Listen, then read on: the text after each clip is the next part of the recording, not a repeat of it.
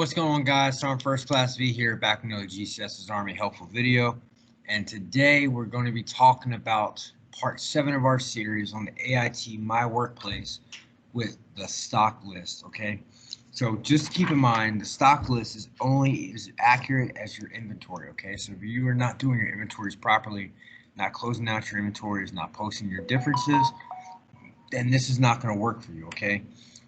For example, when you order a part and it's on the ESR and says you have one on hand, right? It's not going to let you hit the PR or allow you to order the parts that's showing you one hand, right? So you make sure you consume your parts, and throughout the series we're going to show you how to do that through fast issue and some other areas.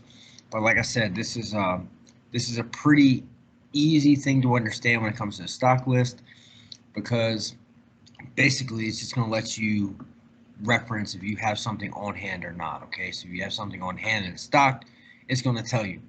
So like I said, make sure your inventories are correct, you're following through with your inventories, and make sure that your maintenance managers and supervisors, you guys need to make sure that you give your ERPs enough time to actually conduct the inventories. All right, I know we talked about this stuff before, but 30 calendar days. So don't be starting an inventory on like the 25th of the month and they're only given 5 days to do an accurate inventory, okay? Give them the time they need. And with that said, if you're new to the channel, make sure you hit that like and subscribe button. Make sure you hit that little bell to be notified when other videos are posted.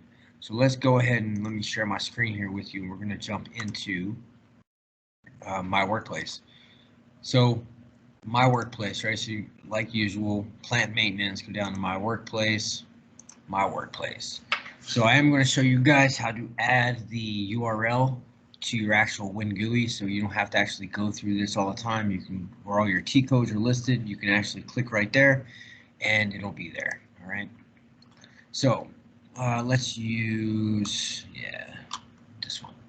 All right. So stock list. So couple key things in here, okay? It's not completely like the other stuff or the other parts where you search. You actually need a material number, okay? So I already loaded a material number. So basically, a scenario, a mechanic comes up to you, says, hey, I need this part, do we have it on hand? Well, you're able to check your stock, okay? As long as your inventories are correct. We'll go down here, and here you go, cover chain, okay? So bin, total 3. So if this did have a bin location, it would tell you the bin location it would be in. So it's going to be a fast, easy way for you to access your shop stock, bench stock, and streamline the parts, okay? So instead of putting stuff on order that you currently have on hand. So for example, this material, this cover and chain, we have a quantity of 3 on order, all right? So, yes. I hope this video was helpful. Like I said, the only downfall to this, if you were actually doing an inventory, like we're actually doing inventory right now. So if you notice when I clicked on it, well, it's not going to work now, but it's going to tell me I have no quantity on hand. That's because we actually just zeroed these out on our inventory.